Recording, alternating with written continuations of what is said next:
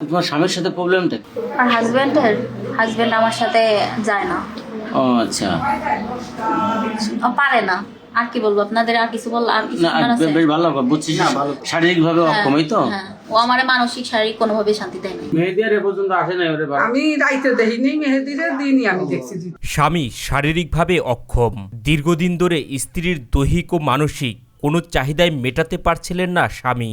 তাই বাধ্য হয়ে স্বামীর সংসার ছেড়ে পরক্রিয়া প্রেমিকের সাথে ঘর বাঁধার স্বপ্ন নিয়ে স্বামীর সংসার ছেড়ে চলে আসেন এক সন্তানের এই জননী। এটা হচ্ছে সাইতুর। আমার হাজবেন্ডের সাথে আমার কোনোভাবে কোনো সম্পর্ক ভালো নাই, এই কারণে আমি ওর সাথে সম্পর্কে জড়াইছি।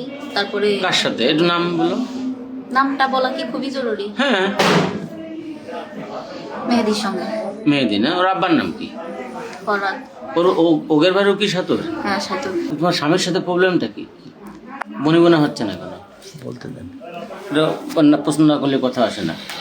আর হাজবেন্ড আমার সাথে যায় না। ও আচ্ছা। ও পারে না। আর কি বলবো আপনাদের, আর কিছু বল, আর কিছু না বলার আছে? বেশ ভালো বুঝছি না, ভালো শারীরিকভাবে অক্ষমই তো। হ্যাঁ, ও আমার মানসিক শারীরিক কোনোভাবে শান্তি দেয় না। শান্তি দেয় না, এই জন্য তুমি অন্য পথ বেছে নেছো। হ্যাঁ, এই তরুণী জানান, মোবাইল ফোনে কথা বলতে বলতে পরক্রিয়া প্রেমিক মেহেদির সাথে প্রেমের সম্পর্কে জড়িয়ে পড়েন। একদিকে স্বামীর মানসিক অত্যাচার, অন্যদিকে নিজের শারীরিক চাহিদা স্বামীর কাছ থেকে কিছুতেই মেটাতে পারছিলেন না এই তরুণী। সংসারে অশান্তির এক পর্যায়ে স্বামীর সংসার ছেড়ে বাবার বাড়িতে পাড়ি জমান। এর কিছুদিন পরেই পরক্রিয়া প্রেমিক মেহেদির পরামর্শে আলাদা বাসা ভাড়া নেন এই তরুণী। তারপর ওর সাথে কথা বলতে বলতে একসময় ভালোবাসার দিকে চলে যাওয়ার পরে বাসায় অনেক ওর সাথে আমার হাজবেন্ডের সাথে ভেজাল হওয়ার পরে আমি চলে আসছি। সাথে ওর মানে বাপের বাড়ি আসার পরে ও বলছে যে ওইভাবে থাকলে মানে একটা ঝামেলা হবে, তাই বাসা নিয়ে দেওয়ার কথা।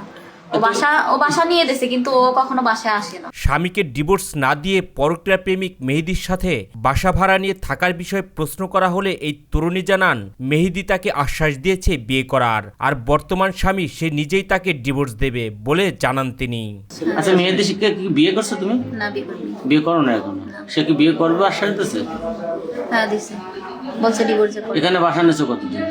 1 তারিখে। 1 তারিখে না? কোন মাসে 1 তারিখে? এই মাসের এই মাসে জানুয়ারি মাসে। ওই ঘরে কি ছেলে মেয়ে আছে? কোন ঘরে? ওই আগের স্বামী? হ্যাঁ, একটা ছেলে আছে। কয় বছর বয়স? 5 বছর। ও, তা এখানে যে আপনি 1 তারিখ থেকে বাসা নিলেন, আপনার ওই স্বামীকে কি ডিভোর্স দিচ্ছেন? না, তাহলে আপনার পূর্বের স্বামী রয়েছে, তার বিয়ে করছে না কিছু? এত বিয়ে করছে না, উল্টো প্রশ্ন করেন। তবে প্রেমিক মেহেদি তাকে বাসা ভাড়া নিয়ে দিলেও এ পর্যন্ত তার সাথে কোনো অবৈধ সম্পর্ক হয়নি বলে জানান তিনি। বলেন তার সংসার চালানোর জন্য যত খরচ আছে এর সবকিছুই দিচ্ছে মেহেদি।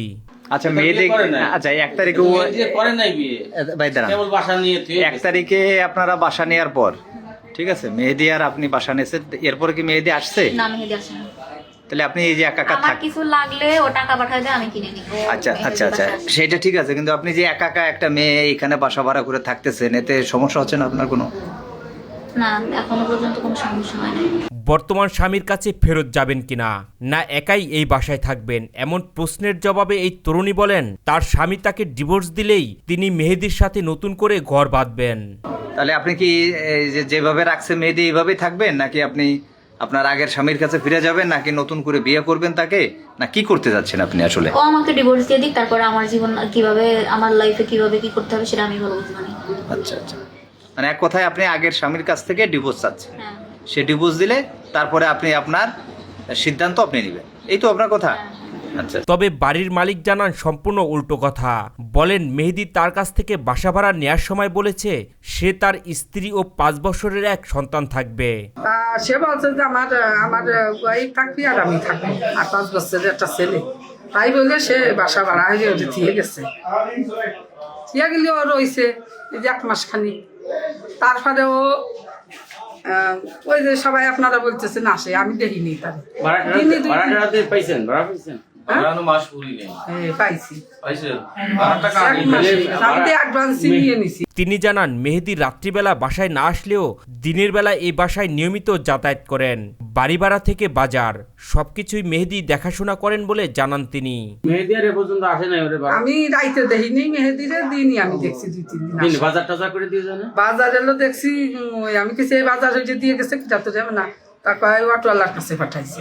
অটো লাগে মেহেদীর এমনি রাতে দেখেন না দিনে? না দিনই সে এই মেয়েটা দিনে কি করে, বাইরে যায়? না বাইরে নাই, মেয়েটা সারাদিনই থাকে, আমি ওর কাছে থাই, ও আমার কাছে। বিকেল হলে আমি 2 দিন নিয়ে গেছি, ঘুরতে যাই। আচ্ছা আচ্ছা। কান্দে দিন বেড়ে আমি কেমনে কান্দিস কা, কয় যে আন্টি আমার আম্মু নাই তো এই জন্যই। তা আমি জিজ্ঞেস করছি, মোনা তুমি আইসো, তা ছেলের আনো নাই কা? তা কয় ছেলের আনি নেই, ছেলে এলো দাদির কাছে। দিনের বেলা মেহেদী 2-3 দিন আছে। স্থানীয়রা এই ঘটনাকে দেখছেন নৈতিক অবক্ষয় হিসেবে। এমনই এক চাঞ্চল্যকর ঘটনা ঘটেছে ফরিদপুরের বোয়ালমারীতে।